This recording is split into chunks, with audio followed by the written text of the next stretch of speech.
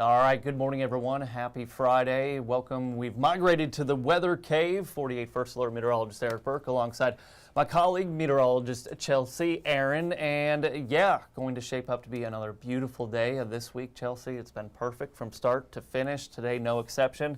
About 80 degrees, a little bit more cloud cover and a little wind. But we do have to talk about the weekend. It's a spring weekend. We've got baseball, we've got softball, so much going on. You want to be outside, but a couple rounds of storms to get through. Yeah, Eric, and I'm going to go ahead and take us to our graphics here.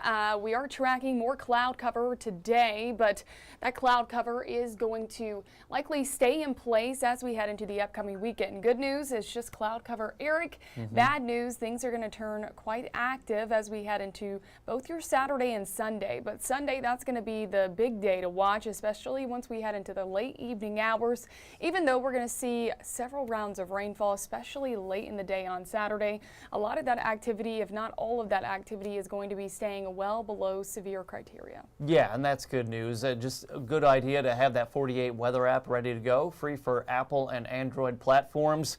You could get your hour-by-hour forecast, gives you your rain chances, current temperatures, everything like that. But also, you'd use the radar tool and track those storms, and maybe when it's time to come inside and bring the kids inside, you know exactly when to do that. You can see on your screen, we've got Gunnersville, Marshall County, beautiful, and a day, especially a Friday too.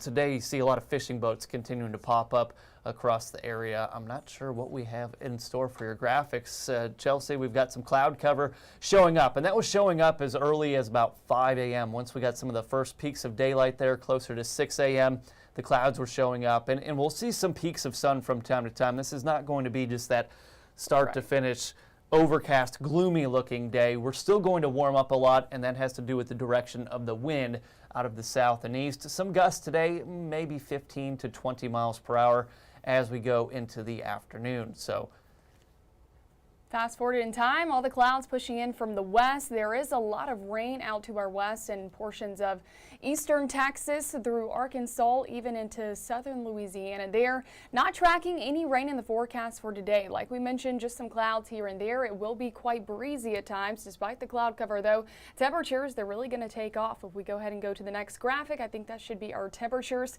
Yesterday, middle and upper 70s. Today, the warmest day of the week. We're going to be near 80 degrees. Several locations have a great chance of hitting the lower 80s. This time of year, this is well above average. I think our average high is right around 73 degrees. Correct me if I'm wrong, Eric. 68 or 69. 68, I think so, yeah. But 70s, mid 70s, that's usually the end of April too, and that's fast approaching. Can't believe this is the last weekend of March and we go into April, which historically speaking is usually our most active month when it comes to strong to severe storm threats. And we've got multiple days. Chelsea pointing out and highlighting Sunday, a 48 first alert weather day for that evening overnight threat of storms continuing into that Monday morning commute. But we also have to watch Wednesday of next week, and then every day beyond Wednesday, it's almost like our summertime pattern where we have that daily chance of seeing those isolated showers and storms. And that's not saying that every day is going to bring a threat of strong to severe storms.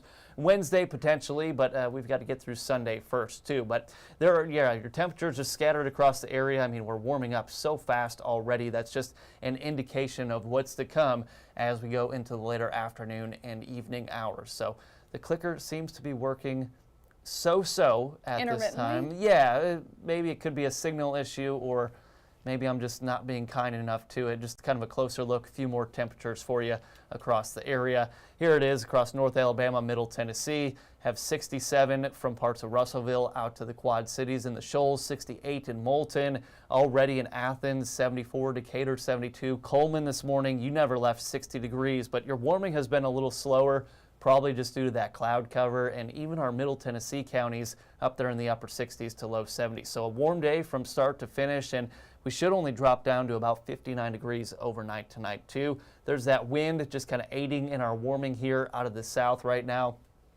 Sustained wind about 10 to 15 miles per hour. Some of those stronger gusts probably coming after lunchtime and as we go into the afternoon. And Eric, the wind is really going to usher in more humidity as well. You'll notice an increase in humidity levels throughout the day and likely into the upcoming weekend. No rain as we head throughout the rest of your afternoon. High temperatures approaching upper 70s, lower 80s. We could see some occasional gusts between 15 and 20 miles per hour out of the south, but winds should steadily quiet down just briefly overnight. Now they will be picking back up. Will be quite windy at times over the upcoming weekend. Be sure and take the time now while winds are somewhat relatively light to secure any loose outdoor objects. This will help you in the long run as we head into both Saturday and Sunday once heavy downpours, frequent lightning, maybe even damaging straight line wind gusts will arrive, especially past sunset on Sunday. Yeah, and Chelsea pointing out the humidity, you're really going to notice that humidity on the rise as we go into Sunday, late morning into the afternoon. It's going to feel more like a late spring, almost summer-like day with that high humidity, all that Gulf moisture continuing to come up, and that just kind of sets the table for the threat for strong to severe storms that evening. And we look here, there's 10 o'clock, and overnight tonight the clouds stay with us. This is going to be Saturday, 6 a.m. Temperatures very mild tomorrow, starting off our weekend in the 50s and 60s. And notice how the rainfall, it takes a little while longer to get in there. Looking at our rain chances, just an active pattern. There's no way around it. Multiple disturbances coming in the upper levels. That's just kind of your setup you have here. But we've got Saturday, scattered rain and storms, not severe, staying below severe criteria, but still some heavy rainfall, thunder and lightning, enough to make you bring things inside for those outside plans. Sunday night into Monday, that's a guarantee that's going to happen, that we at the very least, and I hope it only turns out this way, I never root for severe weather or anything like that, that we just see a lot of rainfall potentially impacting the morning commute to work and school on Monday too, and then into next week. So here's that severe weather threat. I'll let Chelsea kind of just walk you through that. Yeah, Eric, really no change in our current thinking, and timing is going to be everything. Keep this in mind while we're not even dealing with a severe weather threat on Saturday. Many of you going to be able to have fun and do those outdoor plans before the rain even comes. The models continue to trend a lot of this activity later and later, and it looks like our main time frame is just going to be after 10 o'clock late Sunday evening and early on Monday morning, likely anywhere from 10 o'clock in the evening through 7, 8 o'clock in the morning on Monday. Areas along and west of I-65, just like our last couple of events, you will have the higher threat for severe weather. Isolated tornadoes will be possible. Damaging straight line wind gusts, that's going to be a primary concern. Larger hail, this is going to be larger than an inch in diameter, think quarter size, and very heavy rainfall. And depending on how much rain that we see on Saturday, that could very well increase the flash flooding threat by the time we head into Sunday, tracking that next round of storms. Yeah, 1 to 2 inches of rainfall expected with the round on Saturday, and then continuing to factor that in that Sunday night into Monday wave. So on the right-hand side of your screen, we're going to go through your weekend. Now, this is going to be Saturday as we go into about 4 o'clock, and we start to see those scattered showers and storms developing, and maybe some pea-sized hail, lightning with this, but nothing that really concerning as far as a severe weather threat.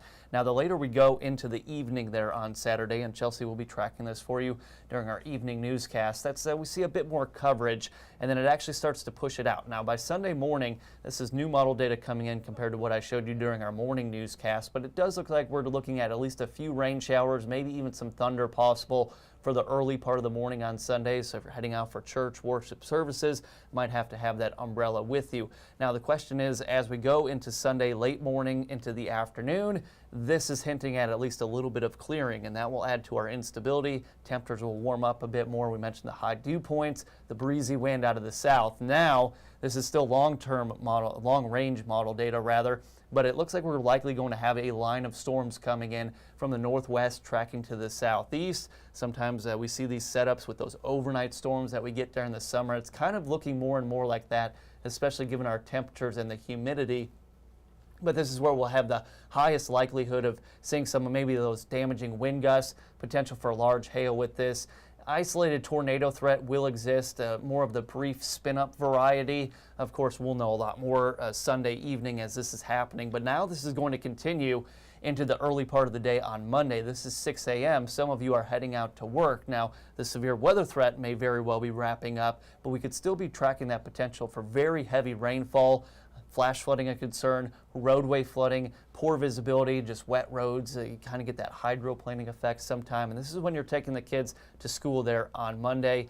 Here's your forecast rainfall, and it's been pretty consistent, even dating back to about Tuesday and Wednesday. It was showing for the potential of 1 to 2, maybe upwards of 3 inches of rain by the time it's all said and done. And that's really going to wet things down. Silver lining in all this, it might help that pollen count just a little bit. That's the only good thing coming out of all this. And we do still have some drought conditions, so that might help and lower the fire danger a bit too. Yeah, and just looking down the road, Eric, we mentioned time and time again that the weather pattern is going to stay quite active through much of next week. Our potential next severe weather threat likely will be by the middle of next week on Wednesday.